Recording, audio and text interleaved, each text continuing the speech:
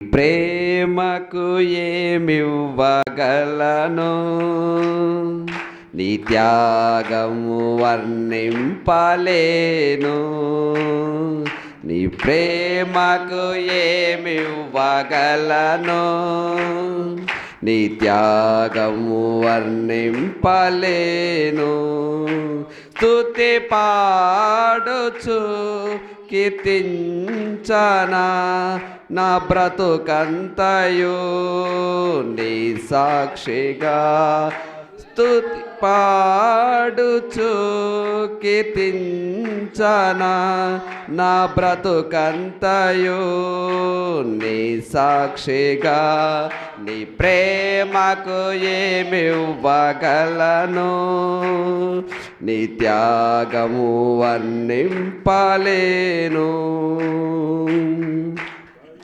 కలువరిలోన సిలువను మోసి కలుషునంతా కడిగినవాడా.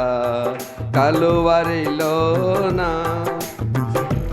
మోసి కలుషమునంతా కడిగినవాడా.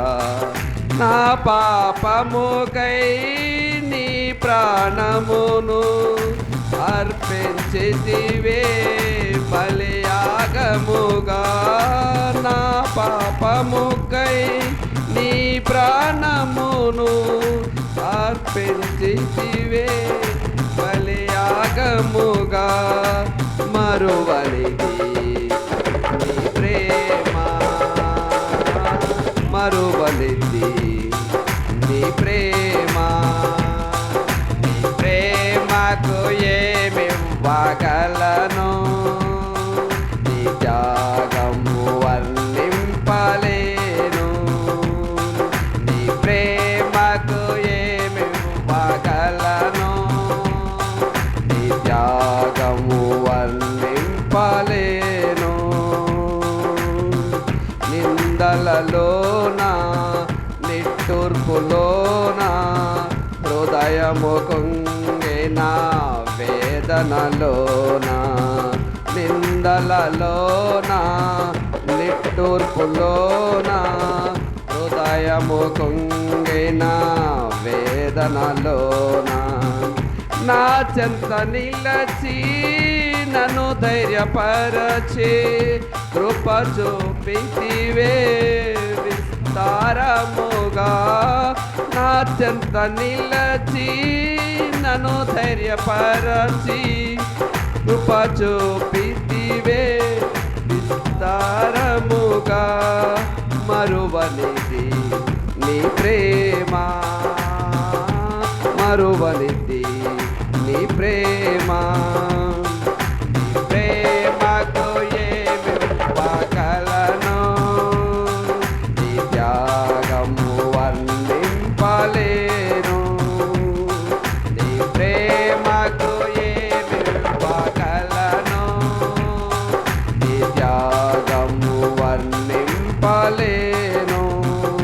స్తుతి పాడుచు కీర్తించనా నా బ్రతుకంతయు నీ సాక్షిగా. స్తుతి పాడుచు కీర్తించనా నా బ్రతుకంతయు నీ సాక్షిగా. నీ ప్రేమకు ఏమివ్వగలను, నా త్యాగం వర్ణింపలేను.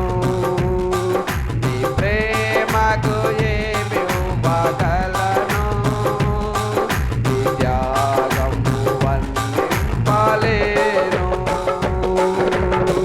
కలువరిలోన సిలువను మోసి కలుషమునంతా కడిగిన దేవా.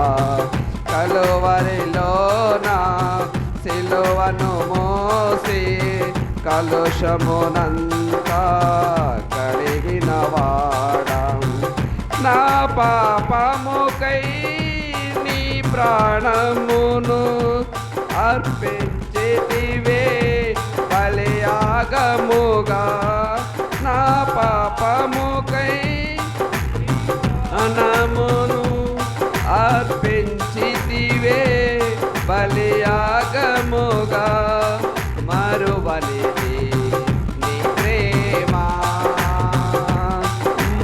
ఇవ్వనిది నీ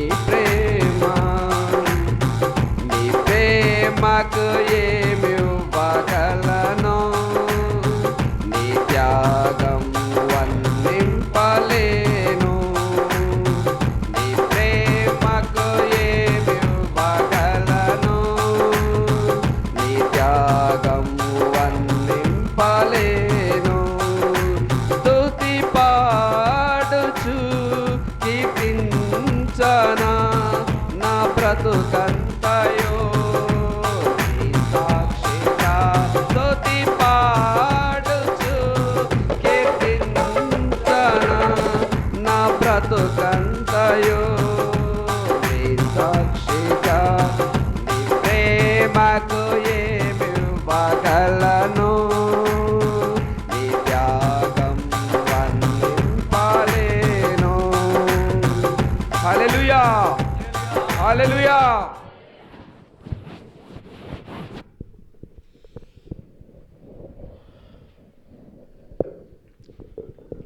మంచిది ప్రియులారా, ఇంతవరకు చక్కగా కొన్ని ప్రత్యేకమైన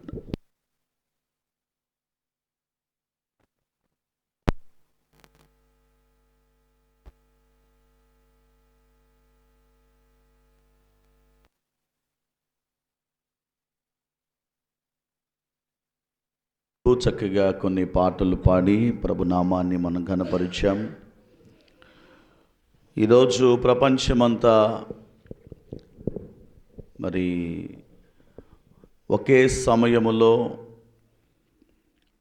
తండ్రి అయిన దేవునిని ఆరాధించే ఒక ఉన్నతమైనటువంటి ఘట్టం ప్రభువైన యేసయ్య యొక్క జనన.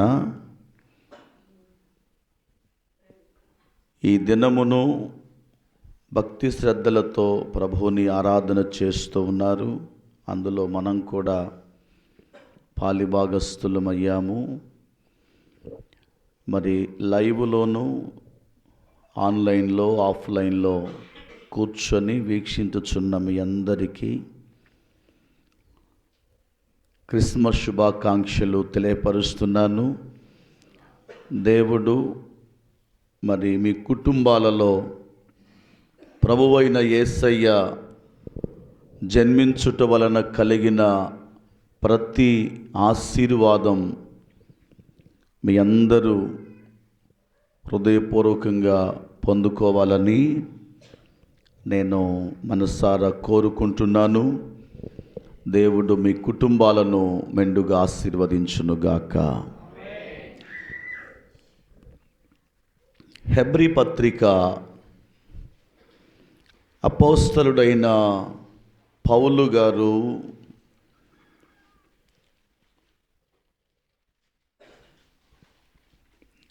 హెబ్రీయులకు వ్రాసిన పత్రికలో 9వ అధ్యాయము 25వ వచనం. అంతేకాదు ప్రధాన యాజకుడు ప్రతి సంవత్సరం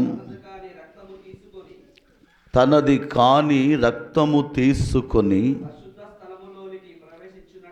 పరిశుద్ధ స్థలములోనికి ప్రవేశించున్నట్లు ఆయన అనేక పర్యాయములు తన్ను తాను అర్పించుకొనుటకు ప్రవేశింపలేదు. అపోస్తలుడైన పౌలు గారు హెబ్రీయులకు ఈ పత్రిక వ్రాస్తూ ఓ చక్కని మర్మమై ఉన్న ఒక విషయాన్ని విశదీకరించుకుంటూ వచ్చారు. ఈ మాట దాని యొక్క సారాంశం. క్రీస్తు జననానికి ఇక్కడ వ్రాయబడిన మాటకు ఏమైనా సంబంధం ఉన్నదా, పోలిక ఉన్నదా అని మనం గమనించినప్పుడు అక్కడ వ్రాయబడిన మాటకు క్రీస్తు యొక్క జననానికి సంబంధము లేకపోలేదు. ఇక్కడ మనం చదువుకున్నటువంటి భాగములో ప్రధాన యాజకుడు ప్రతి సంవత్సరం తనది కాని రక్తమును తీసుకొని పరిశుద్ధ స్థలములోనికి ప్రవేశించున్నట్లు. ఇది ఎవరి రక్తం? ఇది తన రక్తము కాదు.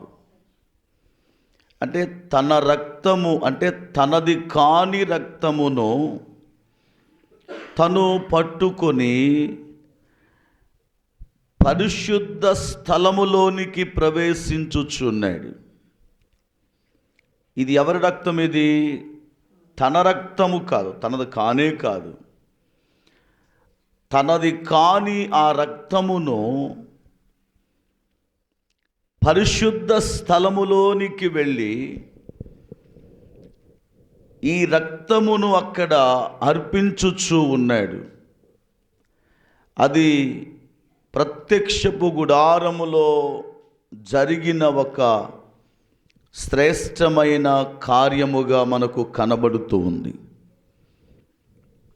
ప్రియులారా, పూర్వకాలములో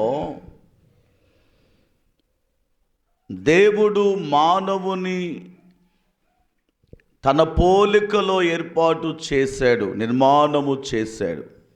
ఆయన ఎలాగున్నాడో మానవుడు కూడా అలాగే ఉన్నాడు. కానీ మానవుడు అవిధేయుడై దైవత్వమును కోల్పోయి దేవుని మహిమను కోల్పోయి పాపములో పడిపోయాడు అని దేవుని వాక్యములో మనం చూస్తూ ఉన్నాం. అంటే దేవునితో ఉన్న సంబంధాన్ని కోల్పోయాడు, దేవునితో ఉన్న ఆనందాన్ని కోల్పోయాడు, దేవునిలో ఉన్న వెలుగును కూడా కోల్పోయాడు. అంటే ఎప్పుడైతే దేవునితో సంబంధాన్ని కోల్పోయాడో అదే రోజు అతని జీవితంలో ఒక చీకటి ప్రపంచం అనేది ప్రారంభమైంది. అప్పుడు వస్త్రములతో పని లేదు, ఇప్పుడు వస్త్రములు తొడుగుకోవలసి వచ్చింది. దేవునితో ఉన్నప్పుడు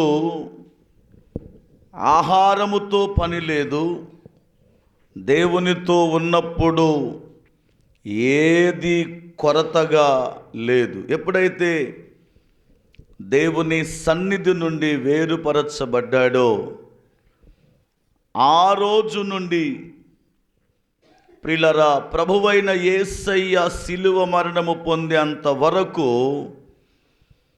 వారి జీవితాలలో అన్ని కొరతలుగానే కనబడుతూ ఉన్నాయి. ఆ పాపము పరిహరింపబడడానికి పూర్వకాలములో మనుష్యుల రక్తము కాదు, జంతువుల రక్తము ద్వారా వారికి ఉన్న పాపము పరిహారము చేయబడినట్లు మనం చూస్తున్నాం.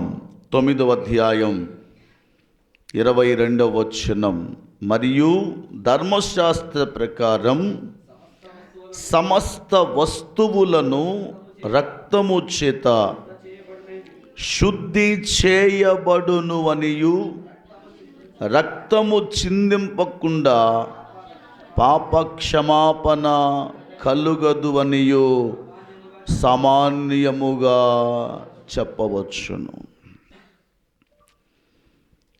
రక్తము చిందింపకుండా పాపక్షమాపణ కలుగదు. అందరు చెప్పాలి. పాపక్షమాపణ ఎప్పుడు కలుగుతూ ఉంది? రక్తము చిందించుట వలన.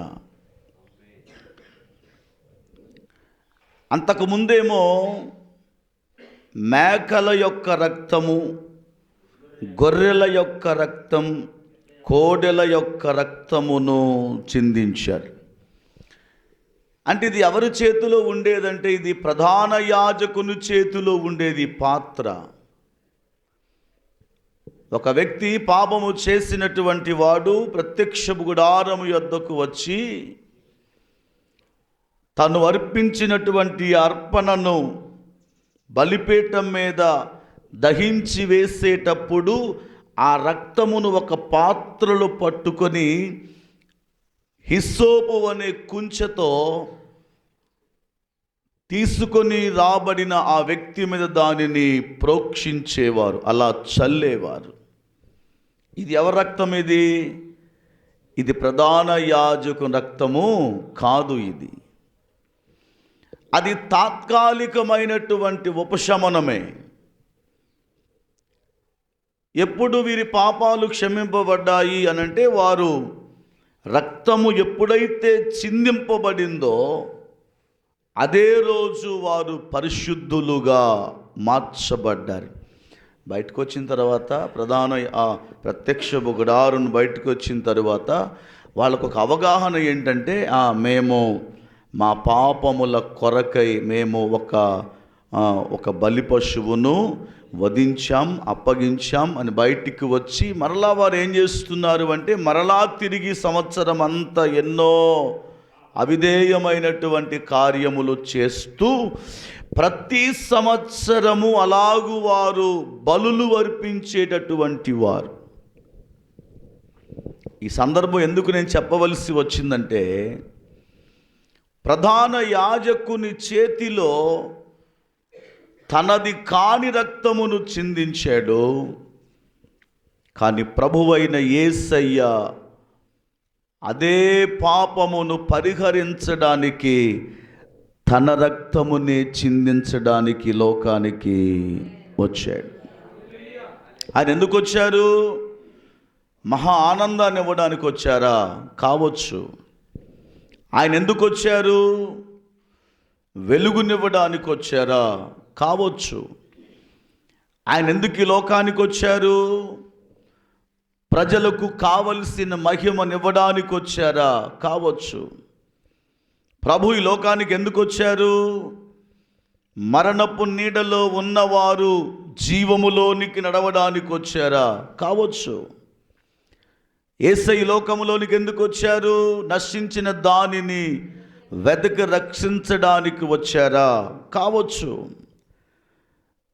అపవాది క్రియలను లయపరుచుటకు ఆయన ఈ లోకానికి వచ్చాడు అని వ్రాయబడింది. ఇవన్నీ ఆధారాలే కావచ్చు. ఇవన్నీ ఒక్కొక్క పాత నిబంధన కాలములో ఉన్న ఆ ఏర్పడినటువంటి ఆ గుంటలను ఆయన పూడ్చడానికి ఇవన్నీ ఉపయోగపడ్డాయి కూడా. వాటన్నింటికంటే ప్రాముఖ్యమైనటువంటిది ప్రజలందరి పాపమును విమోచించడానికి ఇప్పుడు ప్రధాన యాజకుడు తన రక్తమును చిందించవలసిన అవసరం లేదు, కానీ ప్రభువైన యేసయ్య తన రక్తమును చిందించడానికి ఈ లోకానికి వచ్చాడు.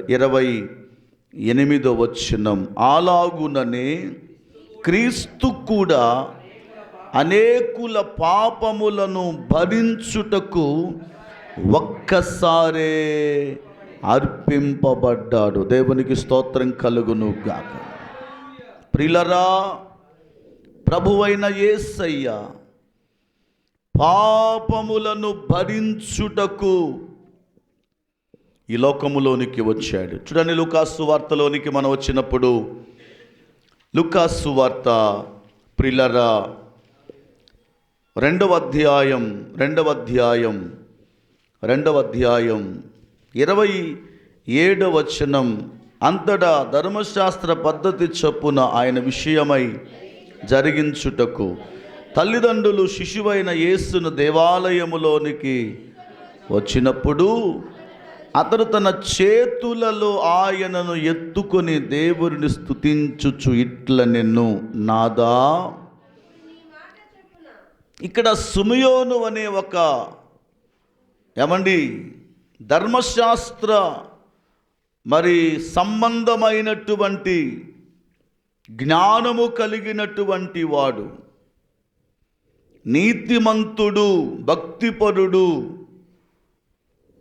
మంచి ఉన్నతమైన స్థితి కలిగినటువంటి వాడు బాలుడైన యేసయ్యను తన చేతులలో ఎత్తుకుని అంటున్నాడు, నాథా అని సంబోధించారు. అందరికీ బాలుడైన యేసయ్య కనబడుతున్నారు, కానీ నీతిమంతుడైన సిమియోనుకు ఎవరు కనబడుతున్నారు అంటే ఆ బాలునిలో ఒక్కసారి తన విలువైన రక్తమును చిందించగలిగిన ప్రధాన యాజకుడు కనబడుతున్నాడు. దేవునికి స్తోత్రం కలుగునుగా.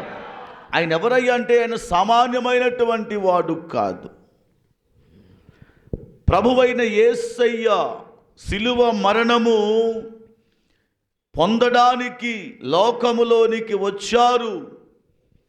వచ్చుట వలన ఇక ప్రధాన యాజకుని వలె మాటి మాటికి వెళ్ళి తనది కాని రక్తమును అర్పించవలసిన పని లేకుండా ప్రభువైన యేసయ్య ఈ లోకములోనికి ఒక మనుష్య రూపములోనికి వచ్చాడు. చాలామంది అవగాహన లేనటువంటి మాటలు మాట్లాడుతూ ఉంటారండి.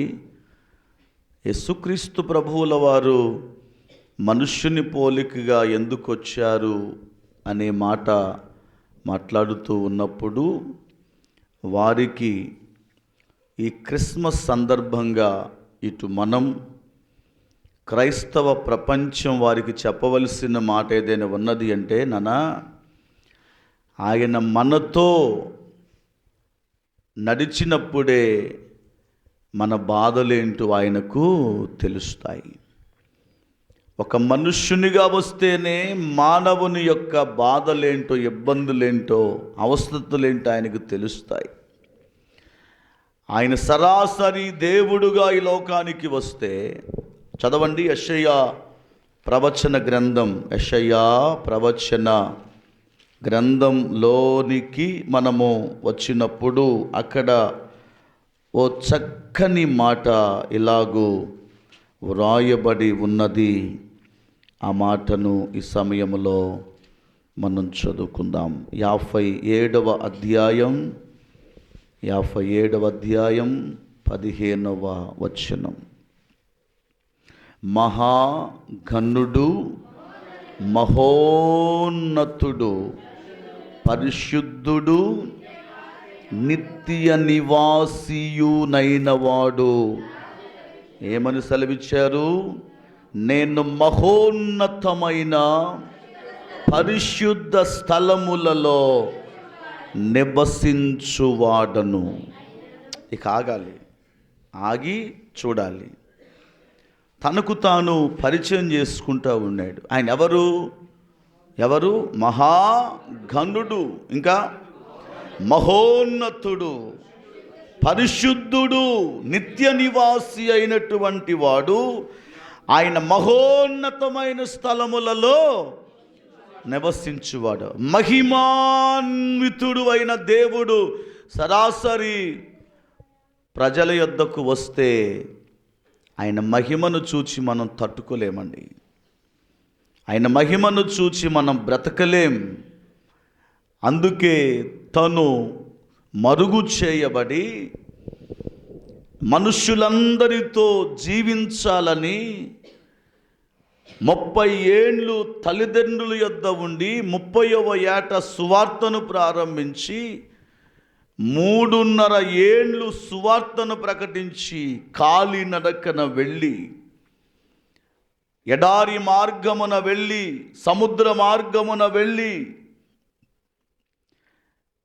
అనేక మారుమూల ప్రాంతాలకు వెళ్ళి ఉపమానముల చేత దాగి ఉన్న రహస్య సంబంధమైనటువంటి ప్రవచనాల చేత ప్రజలతో మాట్లాడుతూ వారందరినీ కనువిప్పు కలిగించేటట్లు చైతన్యవంతులుగా చేసి పురుకొల్పుతూ యవన ప్రాయములో లేఖనముల ప్రకారం తన విలువైన ప్రాణమును అర్పించాడు.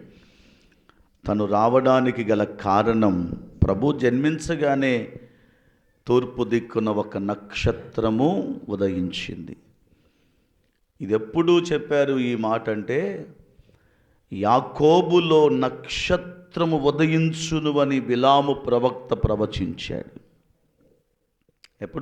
ఎప్పుడు మోషే గారి కాలములో ఇంచుమించు ప్రియులారా జగత్తు పునాది వేయబడక ముందే యేసయ్య ఎలాగూ లోకములోనికి రాబోతున్నారో చెప్పబడింది. యాకోబులో ఒక నక్షత్రం ఉదయించబోతుంది.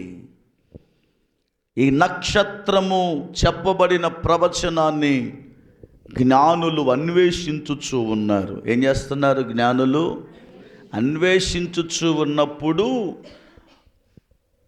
ఆ సమయానికి వారు నక్షత్రమును చూచి అతి ఆనందభరితులయ్యారు. నక్షత్రం దేని సూచిస్తూ ఉందంటే, మనము వెళ్ళవలసిన మార్గమును చూపిస్తూ ఉంది. నక్షత్రం మనకు ఏం చూపిస్తూ ఉంది అంటే, మనకు దిశ నిర్దేశమును చూపిస్తూ ఉంది. గత రాత్రి మన బ్రాంచి సంఘంలో మాట చెప్తూ, జ్ఞానులు నక్షత్రమును చూచి యేసయ్య ఎక్కడ ఉన్నాడు వారు ప్రయాణం చేశారు. ఒక మాట చెప్తా, జాగ్రత్తగా వినండి. ఆ నక్షత్రమును చూడడానికి వెళ్ళిన ప్రియులారా, ఎవరైనా సరే దేవుడు ఇప్పుడు ఏం చేయబోతున్నాడంటే, మనలనే నక్షత్రములుగా చేయబోతున్నాడు. మనం నక్షత్రం చూసి నక్షత్రం పెట్టుకొని సంతోషపడటం కాదు, మనమే నక్షత్రములుగా దేవుడు మారుస్తాడు. ఎక్కడుందన్నమాట? దానియేలు గ్రంథం 12వ అధ్యాయం 3వ వచనమును మనము చదివినప్పుడు, దానియేలు ప్రవచన గ్రంథం 12వ అధ్యాయం 3వ వచనం, బుద్ధిమంతులైతే ఆకాశ మండలములోని జ్యోతులను పోలిన వారై ప్రకాశించెదరు. ఎవరంట వీరు? దొరికిందా మీకు లేఖనం? దానియేలు ప్రవచన గ్రంథం 12వ అధ్యాయం 3వ వచనాన్ని మనం చదివినప్పుడు, ఆకాశ మండలములోని జ్యోతులను పోలిన వారై ఎవరు ప్రకాశించేది? ఏంటే అందరు గట్టిగా చెప్పండి. వాళ్ళే ప్రకాశిస్తారు. అదిగో బర్నబా అనబడిన ఒక బుద్ధిమంతుడు నిరంతరం ప్రకాశించుచున్నాడు. ఆయన లేడు, ప్రకాశిస్తూనే ఉన్నాడు. బైబిల్ గ్రంథములో కొంతమంది ధృవతారులు కనబడుతూ ఉంటారు. మన భారతదేశమును దర్శనము ద్వారా ఎంతోమంది మహనీయులు మన ప్రాంతానికి వచ్చారు. అట్లాంటి వారిలో మదర్ తెరీసా గారు ఉన్నారు, విలియం కేరీ గారు ఉన్నారు. వేరే వేరే దేశాలకు వెళ్ళి దేవుని మహిమను ప్రకటించినటువంటి వారందరూ ఇప్పుడు ఏమయ్యారు అంటే, వారందరూ నిరంతరము ప్రకాశించుచూనే ఉన్నారు. వారు చనిపోలేదండి, భౌతికంగా చనిపోయారు, కానీ వారి జీవితం సాక్ష్యము ఇంకా నేటికి మన మధ్య చెలించుచూనే ఉన్నది. బుద్ధిమంతులైతే ఆకాశ మండలములోని జ్యోతులను పోలిన వారై ప్రకాశించెదరు. నీతి మార్గమును అనుసరించి నడుచుకొనున్నట్లు ఎవరు అనేకులను త్రిప్పుదురో,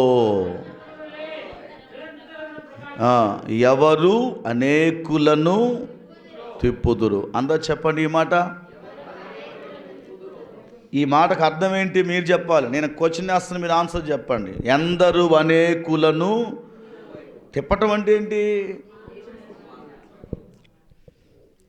మీ అందరికీ లైవ్లో ఉన్న వారికి మీకు చేతులు జోడించి చెప్తున్నాను, చెడగొట్టకపోతున్నాయేమే. ఓ మంచిగా ప్రార్థన పోయి ఎందుకు చెడగొడతారు? మంచిగా ప్రార్థన చేసుకుంటున్నారు, ప్రార్థన చేసుకొనియండి. ఏనానా మంచిగా ప్రార్థనకి వెళ్తున్నారు, ఎందుకు చెడగొడతారు? తిప్పుతున్నారు. ఎడి తిప్పుతున్నారు? దేవుళ్ళు తిప్పుతున్నారా, లోకంలో తిప్పుతున్నారా? వాక్యం అదే కదా. మన ప్రవర్తన మారాలి, మన మనస్సు ఆలోచన మారాలి. ఈరోజు కొంతమంది వారికి వారే యూటర్న్ తీసుకోవడం గల కారణం ఏంటంటే, మనము నీతిని అనుసరించి నడుచుకొనకుండా బుద్ధి లేని వారముగా ఉండుట వలన దేవుని పిల్లరా, ఆకాశ మండలములోని జ్యోతులను పోలినవారు. స్తోత్రం చెప్పండి ఒకసారి. ఎవరంట వారు? ఎక్కడున్నాయి ఈ జ్యోతులు? ఎక్కడున్నాయి? ఏంటి మన ఇంటి టేకు చెట్లకా? ఈ టేకు చెట్లకు చిన్న చెట్లకు ఉన్న నక్షత్రాలు కాదు. ఎక్కడివి? ఆకాశంలో ఉన్న వాటిని చెరపడానికి ఎవడతారం కూడా రాయేసినా పోదు. ఒక మిస్సైల్ లాంటి బాంబు పంపించిన నక్షత్రానికి ఏమీ కాదు, నువ్వు చెయ్యాట పెట్టుకున్నా ఏమీ కాదు. అది ఎక్కడుందంటే అది ఆకాశములో వెలుగుతుంది ఆ దీపం. దేవునికి స్తోత్రం కలుగును గాక. ఇంకా నీతిని అనుసరించి నడుచుకొనున్నట్లు ఎవరు అనేకులను త్రిప్పుదురో వారు నక్షత్రముల వలె నిరంతరము ప్రకాశించెదరు. గట్టిగా చప్పుడు కూడా స్తోత్రం చెప్పండి అందరూ. నిరంతరం వీళ్ళెవరు? వీరు నక్షత్రములు. నక్షత్రం. ఈరోజు ప్రభువు ఈ ఉదయం ఒక మాట జ్ఞాపకం చేస్తున్నారు. మనము జ్ఞానుల వలె నక్షత్రాన్ని చూచి వెళ్ళటం కాదు, కానీ దేవుడే మనలను ఒక స్టార్స్, నక్షత్రములుగా చేయ ఉద్దేశమును కలిగి ఉంటున్నారు. అలా ఉండాలంటే మనం చేయవలసిన పనులు, ఒకటి బుద్ధిమంతులమై ఉండాలి, రెండవది నీతిని అనుసరించి నడుచుకోవాలి, మూడవది అనేకులను ఆయన వైపునకు త్రిప్పాలి. చెప్పండి, ఏం చేయాలి? అనేకులను. మనం చేసే మన పనిలో అనేకులను దేవుని రాజ్య వ్యాప్తిలో పాలిభాగస్థులం అవ్వాలి. నాన్న రండి, మంచి ఆరాధన జరుగుతుంది మన దగ్గర. లేదు మీ గ్రామంలో ఒక మంచి మందిరం ఉంటే అక్కడికి వెళ్ళండి. ఈరోజు ఫెస్టివల్.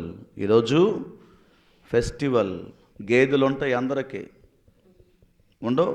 అందరికీ గేదెలు ఉంటాయి, అందరికీ గొర్రెలు ఉంటాయి, అందరికీ మేకలు ఉంటాయి, అందరికీ ఇంట్లో పేడకాలు తీసుకునే పని ఉంటుంది, అందరికీ ఊక్కునే పని ఉంటుంది, అందరికీ సానుపు జల్లుకునే పనులు ఉంటాయి, అందరికీ బట్టలు ఉతుక్కునే పనులు ఉంటాయి. వీటిని వంక పెట్టుకుని ఆగటం కాదు. ఈరోజు ప్రపంచమంతా ప్రభువుని ఆరాధన చేస్తున్నారు, ఈరోజు ప్రభువుని సేవిస్తున్నారు, ప్రభువుని వెంబడిస్తున్నారు. వచ్చే సంవత్సరానికి ఉంటావో తెలియదు, ఉంటావో ఊడిపోతావు మనకు తెలియదు. అవకాశం ఉన్నప్పుడే, ఆరోగ్యం ఉన్నప్పుడే ప్రభువుని సేవించు, ప్రభువుని ఆరాధించు. నీవు నేను మనమందరం మన గ్రామములో ఎలా ఉండాలంటే నక్షత్రముల వలె ఉండాలి. ఎలా ఉండాలి? నక్షత్రం ఉంటే ఏమండి, ఎవరైనా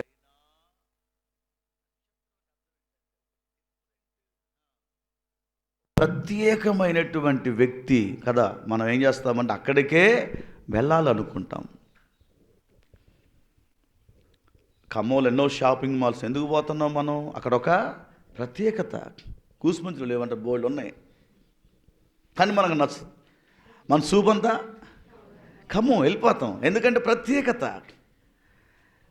అలాగే నీవు కూడా నీ గ్రామములో నువ్వు ప్రత్యేకంగా ఉంటే, ప్రత్యేకంగా ఉండమంటే మామూలు కాదండి, మామూలు కలవరండి, ఈ ప్రత్యేకం కాదు. నువ్వు భక్తిలో ప్రత్యేకంగా ఉండాలా. దేవునికి స్తోత్రం కలుగును గాక. నిరంతరము ప్రకాశించే వ్యక్తిగా ఉంటే నిన్ను బట్టి అనేకులు ప్రభు యొద్దకు నడిపింపబడతారు. ఇర్మియా ప్రవచన గ్రంథం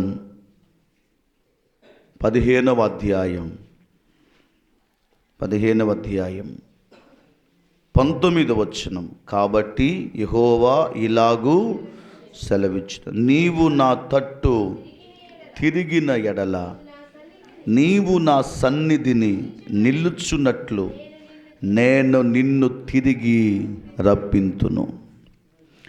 ఏవి నీచములో ఏవి ఘనములో నీవు గుర్తుపట్టిన ఎడల నీవు నా నోటి వలె ఉందువు. వారు నీ తట్టు తిరగవలెను గాని నీవు వారి తట్టునకు తిరగకూడదు. అప్పుడు నిన్ను ఈ ప్రజలను పడగొట్టజాలని ఇత్తడి ప్రాకారముగా నేను నియమించెదను.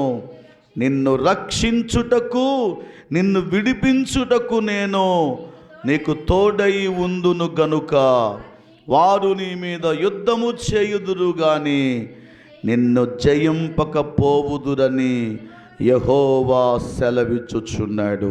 మౌనముగా ఉండక చప్పటు కొట్టి దేవునికి స్తోత్రాలు చెల్లించుదాం. ఇంకొంచెం స్వరమెత్తండి, స్తోత్రం గట్టిగా చెల్లించుదాం. నీవు నా తట్టు తిరగాలి. దేవునికి స్తోత్రం కలుగునుగాక. నీవు నా వైపు తిరిగితే నా సన్నిధి నిలుచున్నట్లు నేను నిన్ను తప్పిస్తాను. ఎక్కడో తప్పిస్తాను, నిన్ను ఏ ప్రాంతములను తప్పించి వేస్తాను. నీ మీద విజయము రాకుండా శత్రువును గద్దించి వేస్తాను ప్రభు అంటున్నాడు. ఎంత ఆశ్చర్యమైనటువంటి సంగతులు! ఈ వచనాలను చదువుతుంటే అద్భుతమైనటువంటి మాటలు. నిన్ను పడగొట్టజాలని ఇత్తడి ప్రాకారముగా నేను చేయబోతున్నాను. ఆమెను చెప్పండి అందరూ. బిగుసుకుపోయారు గట్టిగా, ఐస్ బాక్స్ ఉన్నట్టుగా. స్తోత్రం చెప్పండి గట్టిగా అందరూ. కొంచెం హుషారుగా స్తోత్రం చెప్పండి. చప్పలు కొడుతూ స్తోత్రం చెప్పండి అందరూ. తల పైకెత్తి స్తోత్రం చెప్పండి గట్టిగా. చేతులు కూడా పైకెత్తి ఆడేయండి మంచిగా. ఈ పొద్దున్నేదో నేను దాని పేరేం పేరు ఇంగ్లీష్లో ఎరోపిక్లా చెప్పినట్టే ఉంది. ప్రభు దేవునికి స్తోత్రం కలుగునుగాక. ఇత్తడి ప్రాకారముగా నేను నియమిస్తాను. ఎప్పుడు మనం ఆయన వైపు తిరగాలి. ఎందుకు ఈ మాట జ్ఞాపకం చేస్తాను? నక్షత్రముల వలె నిరంతరము నీవు ఏం చేస్తావు? ప్రకాశిస్తావు. యేసుక్రీస్తు ప్రభువులు ఈ లోకములోనికి వచ్చినప్పుడు ఎన్నో అద్భుతాలు జరిగాయండి. అంతకుముందు వారికి వెలుగు అనేది లేదు. అంటే వారందరూ చీకటిలో ఉన్నారు. దారి తెలియని పరిస్థితుల మధ్య జీవించవలసి వచ్చినప్పుడు ప్రభువైన యేసయ్య జన్మించగానే వారందరూ గొప్ప వెలుగును చూచారు. దేవునికి స్తోత్రం కలుగునుగాక. గొప్ప ఆనందాన్ని వారు పొందుకున్నారు. గొర్రెల కాపరుల యొద్దకు దేవుని దూతలు వెళ్ళి వర్తమానమిచ్చాయి. ఏమని వర్తమానమిచ్చాయి? చదవండి, లూకాసు వార్త 2వ అధ్యాయములోనికి మనం వచ్చినప్పుడు కొందరు గొర్రెల కాపరులు ఏం చేస్తున్నారు? అరణ్యములో మందను కాచుకొనుచుండగా 8వ వచనం. అదేశములో కొందరు గొర్రెల కాపరులు పొలములో ఉండి రాత్రి వేళ తమ మందను కాచుకొనుచుండగా ప్రభువు దూత వారి యొద్దకు వచ్చి నిలిచెను.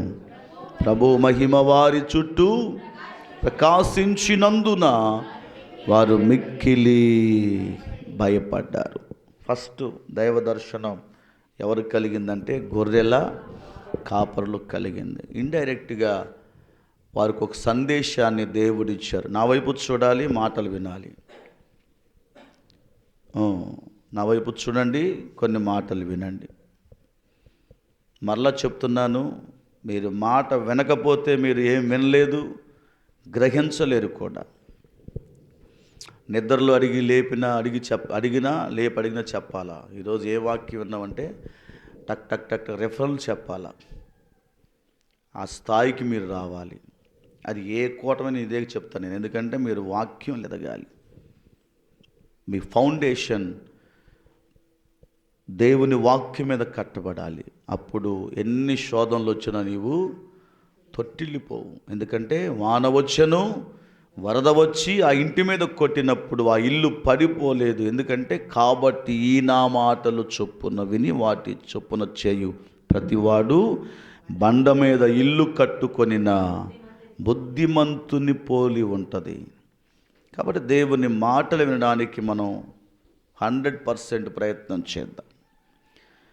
దేవుని దూత గొర్రెల కాపరులకు ప్రత్యక్షమయ్యింది. ఎందుకు ప్రత్యక్షమయ్యింది? యేసుక్రీస్తు ప్రభుల గొర్రెల కాపరనే యేసుక్రీస్తు ప్రభువుల వారు గొర్రెలు కాసేవాడనే, లేకపోతే చుట్టాలు ఎవరైనా ఉన్నారనే?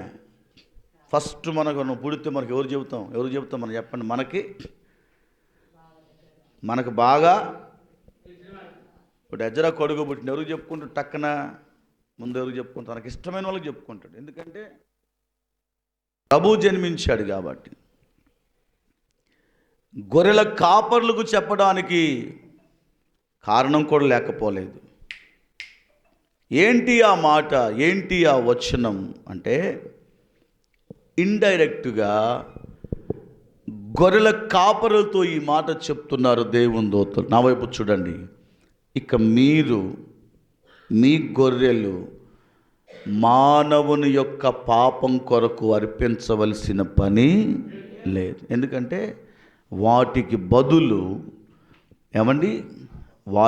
బదులు తన రక్తమును చిందించడానికి ఇమ్మానుయేలు అనబడిన యేసయ్య ఈ లోకంలోనికి జన్మించాడు. అంటే ఒక సైంటిఫిక్ హిస్టారికల్ ముందుగానే ఒక హింట్, వారికి ఒక విషయాన్ని దేవుని దూతల ద్వారా గొర్రెల కాపరులకు సమాచారము అందింపబడింది. భయపడ్డారు. అత్యానంద భరితులు కావడానికి ముందు భయపడ్డారు. వర్తమానము చెప్పగానే వారందరూ ఏం చేశారు అంటే 15వ వచనం, ఆ దూతలు తన యొద్ద నుండి పరమునకు వెళ్ళిన తరువాత ఆ గొర్రెల కాపరులు జరిగిన ఈ కార్యమును ప్రభువు మనకు తెలియచేయించి ఉన్నాడు. మనము బెత్లెహేము వరకు వెళ్ళి చూతుము రండని ఒకనితో ఒకడు చెప్పుకొని త్వరగా వెళ్ళి, ఎలా వెళ్ళారంట? త్వరగా వెళ్ళారు. ఆ త్వరగా అనే పదం నేటి దినాలలో మన కుటుంబాలలో అది రగులుచుండును గాక. ఆమెను ఎలా చెప్పాలి? చేతులు పైకెత్తుతూ అయ్యా అలాగూ జరుగునుగాక అనాల. స్తోత్రం చెప్పండి గట్టిగా. అందరము చేతులు పైకెత్తి స్వరం ఎత్తి గట్టిగా స్తోత్రం చెబుదాం అందరం. హల్లెలూయా. త్వరగా వెళ్ళారా, ఆలస్యంగా వెళ్ళారా? త్వరగా ఎందుకు వెళ్ళాల్సి వచ్చింది? అక్కడ ఇల్లు కాలిపోతూ ఉంది. దాన్ని ఏమంటారు? Fire engine. ఎలా వెళ్ళాలి? ఒకవేళ ఆ ఉద్యోగం మీకు ఇస్తే 4 ఇల్లు కాలిని వస్తారు మీరు అందరూ కూడా. ఫైర్ ఇంజిన్ ఉద్యోగం మీకు ఇచ్చామనుకుందాం, పొరపాటున ఒకవేళ నోటిఫికేషన్ వేసి మిమ్మల్ని చేర్పిస్తే కనుక 4-5 ఇళ్ళు కాలిపోయి బూడిదైపోయినాక అప్పుడు వెళ్తారేమనిపిస్తుంది. ఎలా వెళ్ళాలి ఏమంటే? ప్రభువుని చూడాలన్న ఒక త్వరితగతి అండి, ఆరాధించడానికి ఒక విధమైనటువంటి ఆశ లేదు. దేవుడు మాకు ఈ వర్తమానం ఇచ్చాడు, మేము ఆలస్యం చేస్తే బాగోదు అనుకున్నారు. క్రిస్మస్ ఆరాధనలో ఆయన ఎందుకు వచ్చారో ఒక అవగాహన మనం కలిగి ఉండాలి. ఎందుకు వచ్చారు? తనది కాని రక్తమును ప్రధాన యాజకుడు చిందించిన ఆ రోజులలో ఇక ప్రధాన యాజకునితో పని లేకుండా ఆయన తన స్వరక్తముని చిందించడానికి లోకానికి వచ్చాడు. ప్రభు యొక్క జననానికి ప్రియులారా ప్రత్యేకమైన కారణాలు ఎన్నో ఉన్నాయి, సందేహాలు చాలా ఉన్నాయి. వాటిని నివృత్తి చేస్తూనే అనుమానాలు తెరదించుతూ ప్రభువైన యేసు లోకానికి వచ్చాడని ఎన్నో రుజువులు మనకు కనబడుతూ ఉన్నాయి. ఎందుకు వచ్చారు అంటే నాటి కాలములో ఉన్న ప్రజలకు ఏది కావాలో అది ఇవ్వటానికి ప్రభు ఈ లోకానికి వచ్చాడు. క్రీస్తు జననం మనకు ఉపయోగపడుతున్నటువంటి అంశం ఏంటంటే మనకు ఏది కొరతగా ఉన్నదో దానిని ఇవ్వటమే క్రీస్తు జననమునకు ముఖ్య ఉద్దేశం. పాత నిబంధన కాలములో కొన్ని పనులు మిగిలిపోయాయి, జరగవలసినవి కొన్ని ఆగిపోయాయి. అది యోహాను సువార్తలో మత్తయి సువార్తలో ప్రభు అంటారు, వాటిని నెరవేర్చడానికి నేను వచ్చాను అని అన్నాడు. ఆగిపోయినటువంటివి మన జీవితంలో మనలా కన్నులారా వాటిని పొందుకొని అనుభవించే వారంగా ఉండాలంటే మనం చేయవలసిన పని ప్రియులారా వాటిని ఇవ్వటానికి ప్రభు వచ్చాడు అని మనం అనుకోగలిగితే ఈరోజే మన కొరతలను దేవుడు తీర్చివేస్తాడు. దేవునికి స్తోత్రం కలుగునుగా. ఇన్నేళ్ళు అవుతుంది ప్రభు వచ్చారు. ప్రభు వచ్చినప్పుడు వెలుగు వచ్చింది, ప్రభు వచ్చినప్పుడు మహిమ వచ్చింది, ప్రభు వచ్చినప్పుడు అపవాది క్రియ లయమైపోయాయి, ప్రభు వచ్చినప్పుడు ప్రజలందరూ అత్యానందభరితులయ్యారు, ఆరాధన ప్రారంభమైంది, వారందరూ జ్ఞానయుక్తముగా మసులుకున్నారు. ప్రభు వచ్చి ఇన్నేళ్ళు అవుతా ఉన్నా కొందరి జీవితాలలో సంతోషం అనేది లేదండి. కొరతలు అలాగే ఉండిపోయాయి, సమస్యలు అలాగే ఉండిపోయాయి. ఈరోజు ఈ ఉదయం ఈరోజు ప్రత్యేకత ఏంటంటే 25/12/2025 మరలా మన జీవితంలో దాన్ని చూడలేమండి. ఒక్కొక్క సంవత్సరం ఒక్కొక్క విలువైన అంశాలను ప్రభు నేర్పడానికి ఆయన సంసిద్ధుడుగా ఉన్నారు. మనం ఏదో ఒకటి నేర్చుకొని ఆయన కృపలో మన ముందుకు సాగిపోవాలి. ప్రభువైన యేసయ్య యూదయ బెత్లెహేములో జన్మించారు. ఆ రోజు జన్మించిన దేవుడు మన హృదయములో కూడా జన్మించగలిగితే భూమి మీద కలిగిన అద్భుతాలు వ్యక్తిగత జీవితములోనూ మన కుటుంబములో వాటిని మనం పొందుకోవడానికి యేసయ్య జననం ఉపయోగపడుతూ ఉంది. దేవునికి స్తోత్రం కలుగును గాక. వారందరూ ఏం చేశారు? త్వరగా వెళ్ళి మరియను యోసేపును తొట్టిలో పండుకొని ఉన్న శిశువును చూచిరి. వారు చూచి దొరకలేదా మీకు? వారు చూచి ఆ శిశువును చూచి ఈ శిశువును గూర్చి తమతో చెప్పబడిన మాటల ప్రకారము వారు ప్రచురము చేశారు. గొర్రెల కాపరులు ఇక్కడ చేస్తున్న పని, గొర్రెల కాపరులు ఏం చదువుకొని ఉంటారు నాకు తెలిసి? ఏం చదువుకొని ఉంటారు వాళ్ళు? డిగ్రీ చదువుకొని ఉంటారా? పోనీ మాట్లాడరేమని అటు చూస్తున్నారు. గొర్రెల కాపరులు ఏం చదువుకొని ఉంటారు నాకు తెలిసి? డిగ్రీ ఉంటుందా కనీసం? పాట పాడాలంటే కనీసం 10th అన్న ఉండాలి అయ్యగారు, పాట పాడటం రాదు అయ్యగారు అంటారు కొంతమంది. ఇన్నేళ్ళు అవుతున్న ప్రభువుని నమ్ముకునే పాట పాడుతుంది కొంతమందికి. అంటే మన వాళ్ళ సంగతి చెప్పట్లేదు కానీ వేరే వాళ్ళ సంగతి చెప్తున్నా. ఇన్నేళ్ళు అవుతుంది రోడ్లంట రాజకీయాలు చేస్తాం కొంతమంది. ఎన్ని రాజకీయాలు చేస్తారో కొంతమంది. అయితే బిజినెస్ చేస్తున్నాం, రాజకీయాలు చేస్తున్నాం, పొలం పనులు చేసుకుంటున్నాం, కూలి పని చేసుకుంటున్నాం, ఎన్నో ఉద్దేశాలు ఆలోచనలు కలిగి ఉంటాం. కానీ మనము చేయవలసిన పనిని గొర్రెల కాపరులు చేస్తున్నారు. దేవునికి స్తోత్రం కలుగును గాక. విద్య లేని పామరులు ఆసక్తితో పరుగులు పెట్టారు. గొర్రెల కాపరులకు మనము నేర్చుకోవలసిన అక్కడ పెట్టి దాన్ని పెట్టి గొర్రెల కాపరుల ద్వారా మనము నేర్చుకోవలసిన పాఠాలు ఏమైనా ఉన్నాయా? చాలా ఉన్నాయి, లేకపోలేదు. ఏం చేశారు వారు? ఏదైతే చెప్పబడిందో దాన్ని విన్నారు, దాని ప్రకారం బెత్లెహేమునకు వెళ్ళారు. వారికి వారే దాన్ని ఏమంటారు, రియలైజ్ చేసుకున్నారు. వాళ్ళకు వాళ్ళే మాట్లాడుకుంటున్నారు, వాళ్ళకు వాళ్ళే ఆలోచన, వాళ్ళకు వాళ్ళే ప్రోత్సహించుకుంటూ ఉన్నారు. దేవునికి స్తోత్రం కలుగునుగాక. అందరు చెప్పండి ఈ మాట. ఏం చేస్తున్నారు? వారికి వారే ప్రోత్సహించుకుంటున్నారు, వాళ్ళు ఎంకరేజ్మెంట్ చేసుకుంటున్నారు. ఎక్కడ వారు నిరుత్సాహపరిచిన సందర్భాలు భలే రాగా అని నిరుత్సాహపరచలే వాళ్ళు. కొంతమంది ఉన్నారు, అందులో ఒక నిలబడి ఉంటాడని అనుకుంటున్నాను. వెళ్దాం, గబ్రియలు దూత మనకు వర్తమానం చెప్పింది కదా, ఆ మహనీయుని మనం చూద్దాం, మనము బెత్లెహేముకి వెళదాం అంటే అందులో నాలంటాడు, ఈ గొర్రెలను ఏం కావాలా, ఈ గొర్రెలు ఏం కావాలా, ఈ మందేం కావాలా, ఇన్ని గొర్రెలను వదిలిపెట్టి ఆయనేదో కనపడ్డాడని, ఆయనేదో చెప్పాడని, ఆయనేదో బెత్లెహేములో మనం పోయి చూస్తామా? ఓకే, భలేగా ఉన్నాం, ఇంటికాడ చాలా పనులు ఉన్నాయి, అసలే పండగ వస్తుంది, వెళ్ళిపోవాలా అని అనలేదు అక్కడ. చదవండి 15వ వచనం. ఆ దూతలు తన యొద్ద నుండి పరలోకమునకు వెళ్ళిన తరువాత ఆ గొర్రెల కాపరులు మీటింగ్ పెట్టుకున్నారు.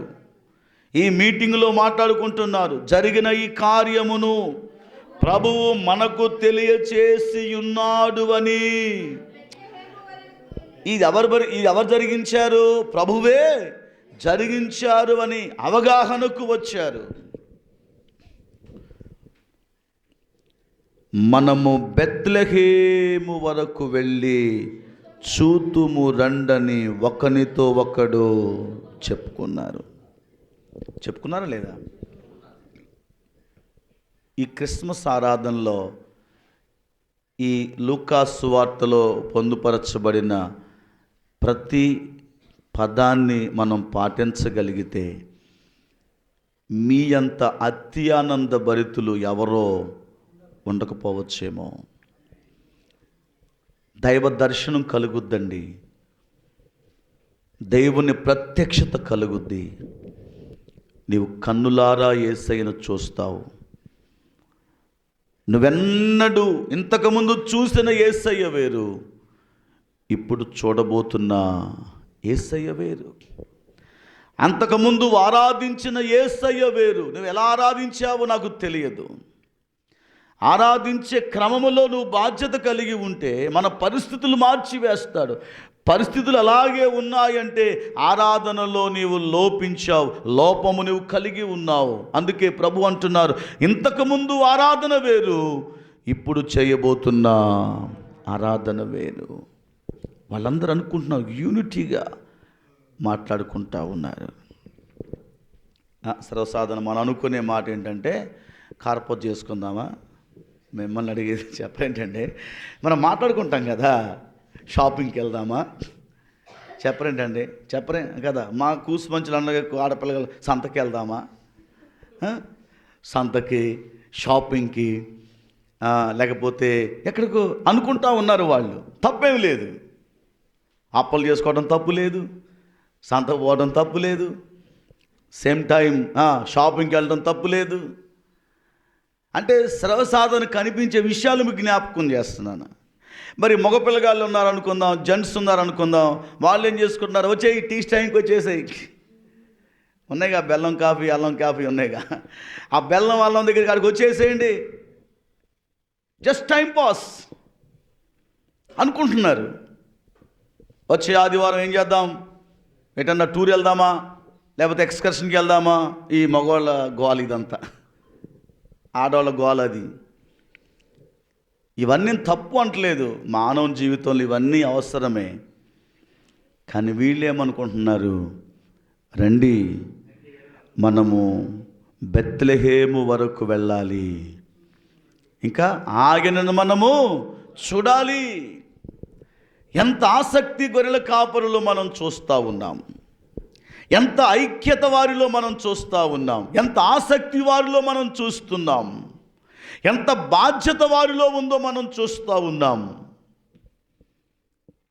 దావీదు అరణ్యములో యుద్ధానికి వెళ్ళేటప్పుడు గొర్రెలను పక్కన ఉన్న ఒక వ్యక్తికి అప్పగించి వచ్చాడని మనం చూస్తాం. యుద్ధానికి వెళ్ళేటప్పుడు గొర్రెలను తన ప్రక్కన ఉన్న వ్యక్తికి అప్పగించి వచ్చాడు. మరి వీళ్ళందరూ ఎవరికి అప్పగించి ఉంటారు మనం అనుకుందాం.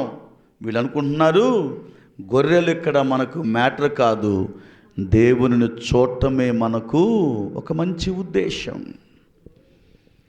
అంటే గొర్రెలు ఎడిపోతేడిపోయినని కాదు, కానీ వారి ఉద్దేశం ఏంటంటే యేసయ్యను మేము చూడాలి, బెత్లెహేము వరకు వెళ్ళాలి అని వారు దైవ సన్నిధిలో ఒక ఆసక్తితో ఎలా వెళ్ళారు అంటే, త్వరగా వెళ్ళి మరియను యోసేపును తొట్టిలో పడుకొని ఉన్న శిశువును చూచి వారు ఏం చేస్తున్నారు, వారు చూచిన శిశువును గూర్చి తమతో చెప్పబడిన మాటలను ఇతరులకు ఏం చేశారట, ప్రచురము చేశారు. దేవునికి స్తోత్రం కలుగునుగాక. కొంచెం గట్టిగా స్తోత్రం చెప్తే తప్పేంది? ఇందాక చెప్పిందిగా, చెప్పేదేదో మంచిగా చెప్పవచ్చుగా. రాత్రి ఎక్కడ జాన్ వెస్లీ గారు అంటారు, చెప్పేదేదో మంచిగా చెప్పవచ్చుగా కదా, ఆ కొట్టేది గట్టిగా కొట్టొచ్చుగా, ఉసూరు అనుకుంటా. వెనకట్టుగా ఉసూరు మేగాడు ఊరికి బయలుదేరుతాట, వాడికి పెసజేనట్టు వచ్చిందట. కాబట్టి దేవుని పిల్లరా, గొర్రెల కాపరులు చెప్పండి ఏం చేశారు, వారు ఏదైతే విన్నారో, ఏదైతే చూచారో దానిని ఇతరులకు ప్రచురము చేశారు. మనం క్రిస్మస్ ఆరాధనలో ప్రభువుని ఆరాధించడానికి వచ్చిన మనం గొర్రెల కాపరుల వలె ఆయన జననమును గురించి చెప్పబడిన వాగ్దాన ప్రవచనాలను గురించి ఇతరులకు చెప్పినప్పుడే ఆయన మన జీవితంలో మనుష్య కుమారుడుగా, ఆలోచనకర్తగా ఆయన ఉదయిస్తాడు. దేవునికి స్తోత్రం కలుగునుగాక. కింద 18 వచనం చెప్పి ముగించి వేస్తాను. గొర్రెల కాపరులు తమతో చెప్పిన సంగతులన్నీ విన్నవారందరూ మిక్కిలి అబాబాబాబా. ఎవరు చెప్పిన మాటలు? ఎవరు వీళ్ళు? గొర్రెల కాపరులు చెప్పిన మాటలు విన్నవారందరూ ఏమయ్యారు అంటే ఆశ్చర్యపడ్డారు. దేవునికి స్తోత్రం కలుగును గాక. ప్రజలను ఆశ్చర్యపరిచేటటువంటి మాటలు ఎవరు చెప్పారు అంటే గొర్రెల కాపరులు చెప్పినట్లుగా మనం చూస్తున్నాం. ముందు మనం చెప్పాలి కదా, దేవుని గొప్పతనాన్ని మనం చెప్పగలిగితేనే ఇతరులు తెలుసుకుంటారు. నీ మట్టుకు నీవు, మన మట్టుకు మనం మౌనముగా ఉంటే నూతన ఆత్మలు సంఘములోనికి చేర్చబడవండి. మనము గొర్రెల కాపరుల వలె మనము తెలియపరిచే వారంగా ఉండాలి. ఒకరోజు మనకి ఇక్కడ మీటింగ్ జరుగుతూ ఉన్నాయి. లాస్ట్ రోజు నేను చిన్న పని మీద బయటకు వస్తే ఆయన కనపడ్డాడు. నాకు మాట్లాడుతూ ఏంటి పాస్టర్స్ అక్కడ ఏంటి అని నన్ను అడుగుతున్నా. ఆయన మనకు తెలుసు, మనతో పాటే ఉంటాడు, మనతో పాటు తిరుగుతూ ఉంటాడు. ఇక్కడ మీ అందరూ తెలుసు. ఆయన ఆశ్చర్యంగా అడిగాడు, ఏంటి పాస్టర్ గారు నన్ను అడుగుతూ ఉంటే, మనం సభలో పెట్టాం కానీ ఒక మాట అని చెప్పలేదు అయ్య గారు వాళ్ళు పిల్లలు అని ఆయన ఆశ్చర్యానికి గురయ్యాడు.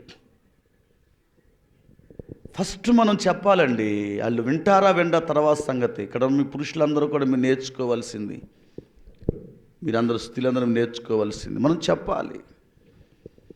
ఒక అకేషన్ జరుగుతుంది మా చర్చిలో, రండి. మీరు నిజంగా ఈరోజు చెప్పుంటే చాలామంది కదిలేవాళ్ళు. మీ ఫ్రెండ్స్కి ఈరోజు వర్షిప్ ఉంటుందండి, ఎర్లీ మార్నింగ్ కేక్ కటింగ్ ఉంటుంది, రండి. ఈ హ్యాపీలో మీరందరూ పాలిభాగస్తులు కావాలి. మీకు మనసుండి చెప్తే మీ తోటి ఉద్యోగస్తులు, వ్యాపారస్తులు, వాళ్ళు ప్రభువుని ఎరిగిన వారు కాకపోయినా ఈవెంట్లు తప్పకుండా పాల్గొంటారు. వాళ్ళు వస్తే చాలు, వాళ్ళ కాలు పెడితే చాలు, మన మందిర ప్రాంగణంలోనికి వచ్చినా చాలు. ఒకవేళ ఇక్కడికి రావాల్సిన పని లేదు, వేరే వేరే గ్రామాలలో మందిరాలు ఉన్నాయి, కనీసం అక్కడికన్నా బాబు మీది ఏ ఊరంటే మీ ఫ్రెండ్ మాది పలాని ఊరండి. అవునా బ్రదర్, 25th మందిరానికి వెళ్ళండి, ఆ రోజు దేవుడు తప్పకుండా మీకు దర్శనం అవుతాడు.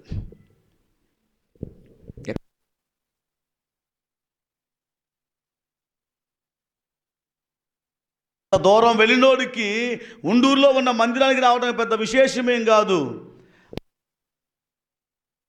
దేవుని మందిరం ప్రత్యక్షత వాళ్ళకి రెండు ఒకటే, వచ్చేస్తారు వాళ్ళు. మీరు చెప్పండి, గొర్రెల కాపరులకున్న బాధ్యత ఈరోజు మనం కలిగి ఉంటే దేవుడు తప్పకుండా బ్లెస్ చేస్తాడండి, దేవుడు తప్పకుండా దీవిస్తాడు. మీ అందరికీ మరలా ప్రేమతో చేతులు జోడించి చెప్తా ఉన్నాను, నూతన సంవత్సరానికి కొత్త వారిని మందిరానికి నడిపించండి.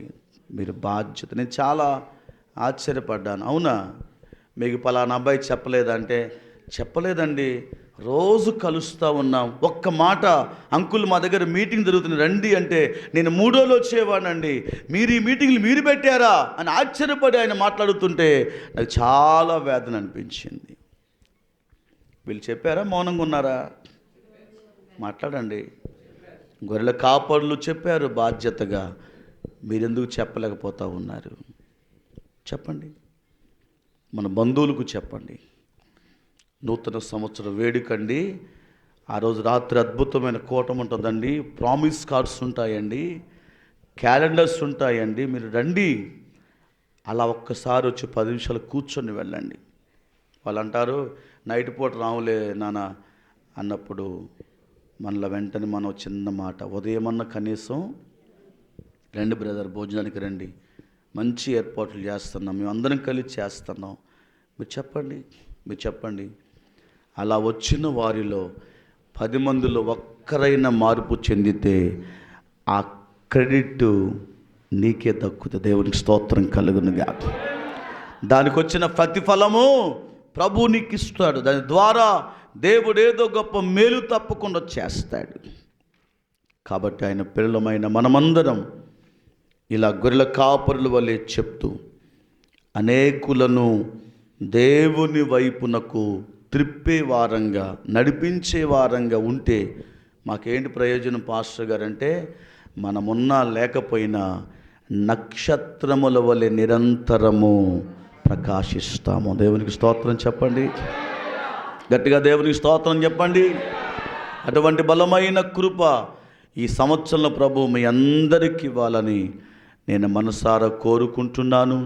ఈ మాటలు ముగిస్తున్నాను. ప్రభు జన్మించుట వలన వచ్చిన ప్రతి ఆశీర్వాదాలు దేవుడు మీకు సమృద్ధిగా ఇచ్చునుగాక. అందరము ఒకసారి లేచి నిలబడదాం. ఓ చిన్న పల్లవి చరణాన్ని పాడుతూ దేవుని కృపలో మనం ముందుకు సాగిపోదాం.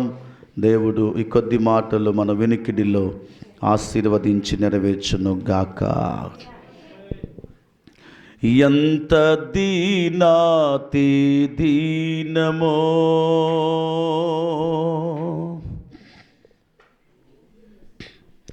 ఓ యేసయ్యా, నీ జననమెంత దయనీయమో, తలచుకుంటే నా గుండె తడబడి కరిగి కరిగి నీరగుచున్నది. ఎంత దీనాతి దీనమో ఓ యేసయ్యా, నీ జననమెంత దయనీయమో, తలచుకుంటే నా గుండె తడబడి కరిగి కరిగి నీరగుచున్నది. ఎంత దీనాతి దీనమో ఓ యేసయ్యా, నీ జననమెంత దయనీయమో, తలచుకుంటే నా గుండె తడబడి కరిగి కరిగి నీరగుచున్నది ఎంత దీనాతి. ఓ యేసయ్యా,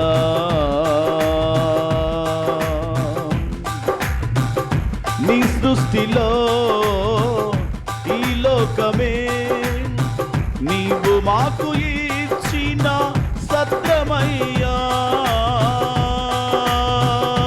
ఈ సృష్టిలో ఈ లోకమే నీవు మాకు ఇచ్చిన సత్రమయ్యా.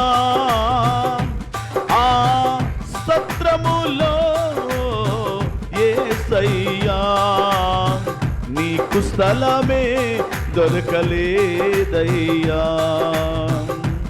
ఆ సత్రములో యేసయ్యా నీకు స్థలమే దొరకలేదయ్యా. ఎంత దీనాతి దీనమో ఓ యేసయ్యా, నీ జననమెంత దయనీయమో. తలచుకుంటే నా గుండె తడబడి కరిగి కరిగి నీరగుచున్నది ఎంత దీనాతి. ఓ ఓ యేసయ్యా, అందరం కలిసి పాడదాం. నిండు చూలాలు మరియమ్మ తల్లి నడువలేక సుడిబడి పోయెనయ్యా. చల్లగాలిలో చాటులేక నలుమూలలా చలి పుట్టెనయ్యా. దిక్కుతోచక ఓ యేసయ్యా పశుల పాకల్లో ప్రసవించెనయ్యా. పసి కందువైలో యేసయ్యా తల్లి బడిలో ఒదిగినావయ్యా. ఎంత దీనాతి దీనమో. రెండోసారి పడదాం. ఎంత దీనాతి. ఓ ఓ యేసయ్యా, నీ జననమెంత దయనీయమో. తలచుకుంటే నా గుండె తడబడి కరిగి కరిగి నీరగుచున్నది ఎంత దీనాతి దీనమో. ఓ యేసయ్యా,